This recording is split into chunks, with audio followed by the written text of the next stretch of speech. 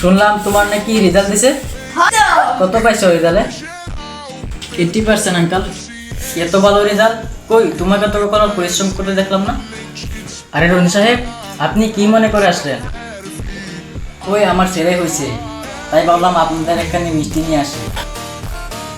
আসলে হ্যাঁ, গতকালকেই তো হয়েছে। কই আপনাকে তো কখনো পরিশ্রম করতে দেখলাম না। আপনার ছেলেটা বেয়াদব হয়ে গেছে। আমার বড় মেয়েটা কত ভদ্র, পারলে তার থেকে কিছু শিখো।